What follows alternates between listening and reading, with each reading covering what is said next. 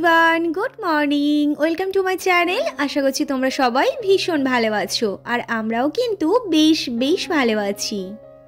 মনসা পূজা রয়েছে এই মাসের লাস্টের দিকে, তো সেই জন্য ঘরবাড়ি সব একেবারে ডিপ ক্লিন করতে হবে। আর আজকের মায়ের স্কুলও ছুটি রয়েছে, তো সেই কারণে না মা দেখছি যে ঘরে সমস্ত পর্দা তো খুলেই ফেলেছে, তার সাথে আজকের একেবারে নিচের ঘরগুলো ডিপ ক্লিন করেই ফেলবে। বাপিও রয়েছে তার সাথে, মায়ের আর কি হেল্প হয়ে যাবে। আর আমি রান্নার দিকে আর কি আসবো, নইলে পরে সবাই মিলে যদি ঘর গোছানো ঘর পরিষ্কার করার কাজ করি, তাহলে দুপুরবেলায় এইসব কাজকর্ম করে পেটে যখন ছুঁচোয় আর কি দৌড়াবে, তখন খাবোটা কি বলো তো দেখি। তো সেই জন্য বাপি মা এখানে আর কি ঘর বাড়ি পরিষ্কার করছে, আর আমি ওদিকে রান্নার দিকে গেছিলাম। আর ও আজকের বাড়িতে রয়েছে, ও ঘুম থেকে উঠে ফ্রেশ হয়ে গেছে একটু বাইরে। আজ যেহেতু অফিস যাবে না, তো সেজন্য করে না আমি সকালবেলায় ঘুম থেকে উঠেছি। ঘুম থেকে উঠে আবারও ঘরে গিয়ে একটু চুপচাপ শুয়েছিলাম। না ঘুমাইনি, এমনি শুয়ে আর কি ফোন দেখছিলাম। তো তারপর ওই 7:30টার দিকে উঠেছি। উঠে এই যে নিচে এসে দেখছি ঘরে তো একেবারে সমস্ত জায়গায় এলোমেলো হয়েছে, সোফা টোফা সব একেবারে সরিয়ে টরিয়ে দিয়ে ঝাটপাট দেওয়া হয়ে গেছে। আর আমি খালি কি ভাবছি জানো তো, যে এত কিছু জামা কাপড় পরিষ্কার করা হয়েছে, আজকে পাপোশগুলো পরিষ্কার করা হয়েছে, তার সাথে দু একটা কাঁথাও পরিষ্কার করা হয়েছে। তো যদি আকাশে হঠাৎ করে বৃষ্টি চলে আসে তখন কি হবে? আমি তো ফোন দেখে আর কি ওয়েদারটা দেখছিলাম যে বৃষ্টি আজকের মানে হওয়ার সম্ভাবনা রয়েছে কিনা। তো দেখলাম যে না, বৃষ্টি হওয়ার আজকে সম্ভাবনা নেই। এখন তো ওই 7:30 পৌনে 8টা মতো বাজে। এত সকালবেলায় করার রোদ্দুর, এই রোদ্দুরে 2 মিনিট দাঁড়ানো যাচ্ছে না। আর আমি এই যে সকালবেলায় ঘুম থেকে ছাদে হাঁটার একটু আমার অভ্যাস রয়েছে, তো সেই জন্য রোদ্দুর থাকলে পরেও একটু আর কি হাঁটছিলাম। আর তার সাথে ওই যে আমি যে গাছগুলো বসিয়েছিলাম ওখানে গিয়ে একটু দাঁড়িয়েছি। কালকে বিকেলবেলাতে জল দিয়েছি, আর আজকে সকালবেলাতেও একটু জল দিয়েছিলাম। তো আমি এই যে ছাদে এসে ব্রাশ করছিলাম, আর তার সাথে এই যে পাখিগুলোও চলে এসেছে খাওয়ার জন্য। তো একটা চিড়ে ভাজার প্যাকেট মানে মা দিয়েছে, ওই ঘরের অল্প একটু ছিল, সেগুলো একটু নরম হয়ে গেছে। আমার ঘরে ছিল, তো সেই চিড়েগুলো নরম হয়ে গেছে। তো ওই চিড়ের প্যাকেটটার মধ্যে ওই আমার ঘরে থেকে আর মায়ের ঘরে থেকে নিয়ে এক জায়গায় করে রেখেছি। আর ওইখান থেকে ওদের সকালে বিকালে মানে যখন দেখি বিকালে খুব কমই দিই, তো আসলে পরে তখনই বিকালে দিই। সকালবেলায় ওদেরকে আমি প্রতিদিনই খেতে দিই। তো সে যাই হোক, আমি ফ্রেশ হয়ে এখন চলে এসেছি রান্নাঘরে। এখনও কিছু খাইনি, তো খাবো মানে রান্নাটা বসিয়ে দিয়ে তারপর আর কি খাবো। কালকের আমি রান্নাঘর কিছুই পরিষ্কার করে রাখিনি, ওই একটু আধটু যা পরিষ্কার করে রাখার তো সেটাই রেখেছিলাম। প্রতিদিন আমি রান্নাবান্না করার পর এই যে ওভেনটা পরিষ্কার করি, বেসিন পরিষ্কার করি, কিন্তু আজকে রান্না করার আগেই আমি সমস্ত কিছু একেবারে পরিষ্কার করছি। তারপর আর কি রান্না বসাবো। কয়েকটা থালা বাসনও ছিল, সেগুলো আর কি মেজে নিলাম। মেজে নেবার পর এই যে চালটা ধুয়ে আগে বসিয়ে দিই, তারপর কি রান্না হবে না হবে সেই ব্যবস্থা করা হবে। তো কালকে ও না অফিস থেকে ফেরার সময় তো মাটন নিয়ে এসেছিল, তো ওরা খাবে, মানে ওরা বলতে বাপি মা আর ও খাবে। আর আমি যেহেতু মাটন খাই না, তো সেজন্য সকালবেলাতে বাপি গিয়ে আমার জন্য চিকেন এনে দিয়েছে, মানে আমার একার মতো আর কি হবে, তো সেরকম এনে দিয়েছে। তো আমি এই যে বাপি আবার আলুও নিয়ে এসছে, আলুও ঘরে বাড়ন্ত ছিল, ওই 4-5টা মতো ছিল। তো বাপি গিয়ে বেশ 5 কেজি মতো আলু নিয়ে এসেছে, আর আমি এখান থেকে ওই মাংসর জন্য আলু দেখে নিলাম। দেখো খাসির মাংসতে না একেবারে বেশ বড় বড় আলু, আর তার সাথে লাল লাল ঝোল হলে না দেখতে ভালো লাগে, কিন্তু আমার একদম খেতে ভালো লাগে না গো।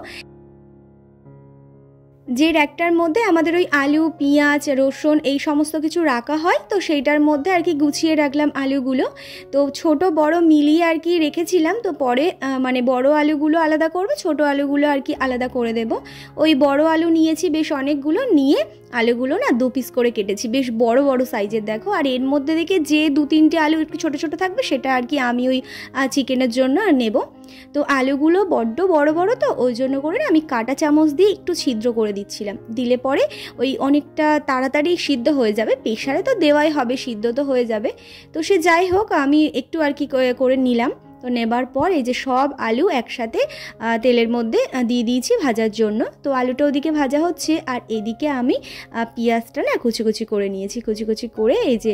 আর একটা পেঁয়াজ গোটার অর্ধেক রেখেছি, কারণ এগুলো ওই ভাত খাওয়ার সময় খেতে বসে যাব, আর তখনই ও বলবে একটু পেঁয়াজ কাটো।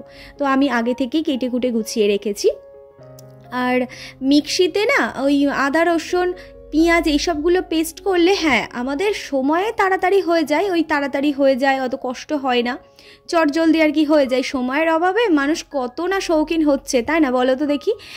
আজকে যেহেতু অনেকটা সময় রয়েছে হাতে, তো 12টার মধ্যে ভাত খাওয়া হবে না, কারণ ও বাড়িতে রয়েছে। ও বাড়িতে থাকলে তো আমরা 2:30-3টের সময় ভাত খাই, তো কোনো দিনই 12টা 12:30টার মধ্যে খেতে পারি না গো। তো আজকেরও তার ব্যতিক্রম কিছুই হবে না। তো আমি ভাবলাম সময়টা যখন হাতে অনেকটাই রয়েছে, তাহলে আজকের একটু কষ্ট হলেও একটু শিলনোড়াতে না আদা রসুনগুলো পেস্ট করি। মাও বলছিল যে শিলনোড়ায় আদা রসুনটা পেস্ট করলে পরে তরকারির টেস্টটা হয়। তো সেজন্য আমি এই শিলনোড়াতে আদা রসুন পেস্ট করে নিলাম, তার সাথে না ওই গোটা গরম মশলাও বেটে নিয়েছি। আর মা এদিকে দেখো সমস্ত পর্দাগুলো কলপারে নিয়ে এসে এখানে আর কি ধুয়ে নিচ্ছিল। আর আমি তরকারিটা, মানে আমার ওই যে তরকারিটা চিকেনটা, তো সেটাই আমি বসিয়ে দিয়ে গেছিলাম। আমি ওই তোমাদেরকে একবার বলেছিলাম জানো, আমি কিছু কিছু রান্না এখনও পর্যন্ত শিখে উঠতে পারিনি, কিন্তু খুব তাড়াতাড়ি শিখে যাব। আজকের আমি চিকেনটা ফার্স্ট টাইম করলাম, মাকে জিজ্ঞাসা করে করেই আর কি করেছি, মা যেভাবে আর কি করে তো সেইভাবে আর কি করেছি। হয়েছে, খেতে বেশ ভালো হয়েছে জানো, মানে খুব একটা খারাপ হয়নি। আর বলবো যে খুব সুন্দর টেস্টি হয়েছে এরকমও বলবো না, হয়েছে মোটামুটি টেস্টি আর কি হয়েছে। আমি তো খেয়ে দেখলাম বেশ ভালোই লাগলো, কিন্তু সুপ্রিয়াও খেয়ে দেখেছিল, ও বললো বেশ ভালোই হয়েছে।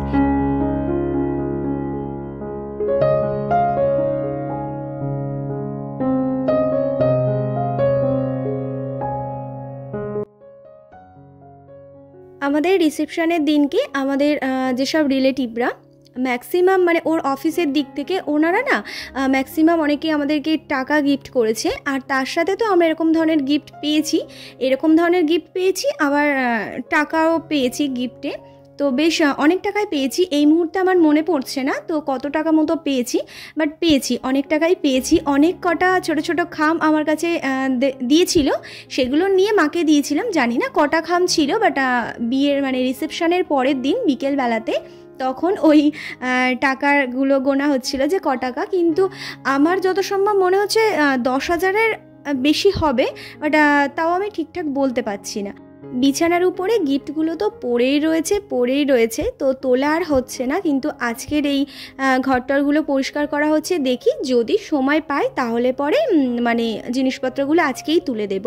বাপি তো যে সমেত ছিল সেই সমেত নিয়ে সানশেডের মধ্যে তুলে রেখেছিল, কিন্তু ওই যে গিফটের যে খামগুলো ছিল সেগুলো তো একদম ভিজে টুপটুপে হয়েছিল, তো বাপিও তো বুঝতে পারেনি, তো তাই আর কি রেখে দিয়েছিল।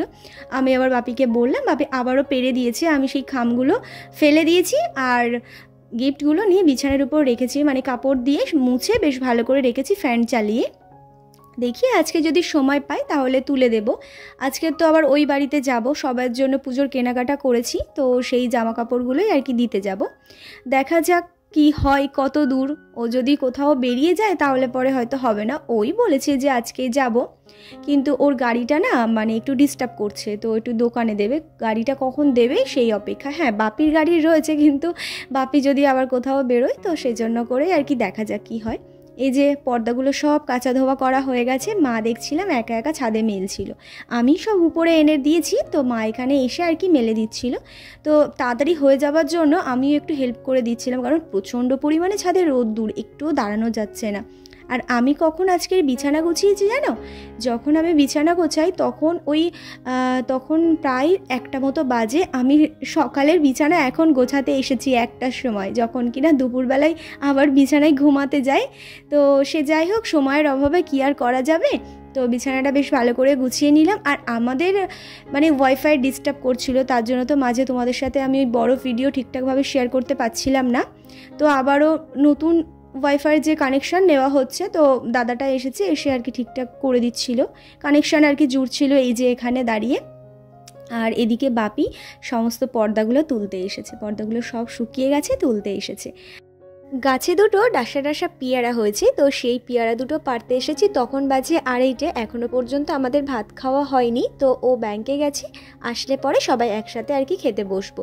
দুটো পেয়ারা না যা সুন্দর হয়েছে। আর তোমরা দেখবে যে সার দেওয়া যে গাছগুলো পেয়ারা হয়, সেই পেয়ারার টেস্ট একরকম, আর সার না দেওয়া যে গাছগুলোর পেয়ারা হয় তার টেস্ট কিন্তু একরকম। তো আমাদের এই গাছে কোনো সারটার দেওয়া হয় না, পেয়ারাগুলো না দারুণ টেস্ট। তো এই যে আমাদের লঙ্কা গাছেও দেখছিলাম বেশ ছোট ছোট লঙ্কা হয়েছে জানো, গাছগুলো এত লিগলিকে ছিল, আমি তো ভেবেছিলাম বাঁচবেই না। তো এই যে এখন ছোট ছোট লঙ্কাও ধরেছে। আজ তাহলে আসি, দেখা হচ্ছে কালকে, টাটা।